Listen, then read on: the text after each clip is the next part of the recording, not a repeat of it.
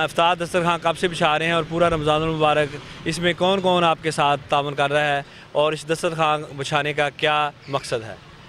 جی السلام علیکم جی، ہمارے ساتھ موجود ہیں شیخ ریحان صاحب. ان سے پوچھتے ہیں کہ رمضان المبارک میں انہوں نے پورا ماہ جو ہے یہ افطار دسترخوان بچھایا ہے، تو یہاں پہ کون لوگ آ کر افطاری کرتے ہیں؟ ماشاءاللہ جی، ادھر سب لوگ آگے افطاری کرتے ہیں، ٹھیک ہے، روزے دار سب لوگ آگے افطاری کرتے ہیں اور ہم پورا رمضان میں جو ہے نا افطاری کروا رہے ہیں. ماشاءاللہ اللہ پاک کا بڑا خاص کرم ہے.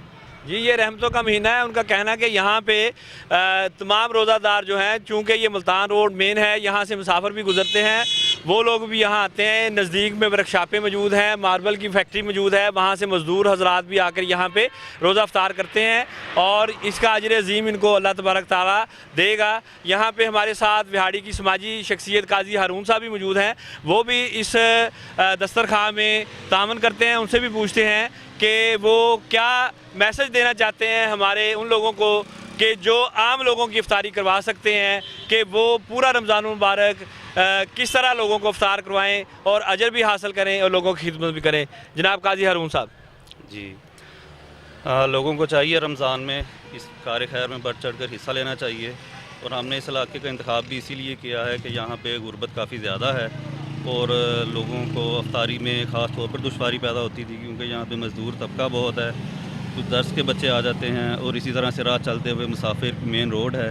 تو جس طرح سے یہ افطاری کا ٹائم ہوتا ہے تو اللہ کا شکر ہے کہ کافی لوگ یہاں پہ اکٹھے ہو جاتے ہیں اور سب کو اپنے ٹائم پہ وہ افطاری مہیا ہو جاتی ہے. جی ناظرین، ان کا کہنا ہے کہ یہاں پہ مزدور طبقہ زیادہ ہے اور لوگوں کی استطاعت میں نہیں ہے کہ وہ افطاری کر سکیں، اس لیے ہم نے یہ اس جگہ کو چوز کیا اور یہاں پہ ہم یکم رمضان سے آج تک اور انشاءاللہ آخری رمضان تک افطاری کرواتے رہیں گے.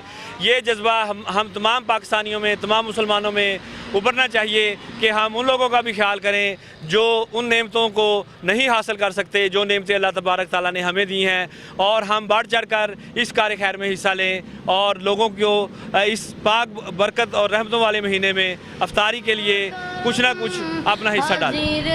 تیرے دربار میں ہم اللہ کرم اللہ،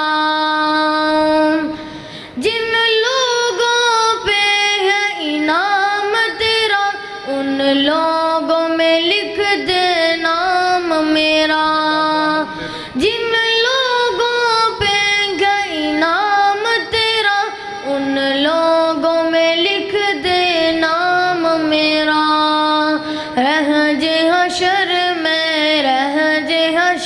میں میرا بھرم حاضر ہے تیرے دربار میں ہم اللہ کرم اللہ، اللہ کرم، اللہ کرم، حاضر ہے تیرے دربار میں ہم اللہ کرم اللہ. پھر مدینہ کی زیارت ہوتی ہے اور صورت کرم، حاضر ہے تیرے دربار میں ہم اللہ کرم اللہ.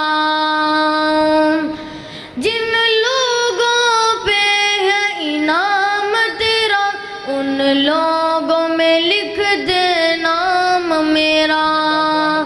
جن لوگوں پہ ہے انعام تیرا ان لوگوں میں لکھ دے نام میرا. رہج حشر میں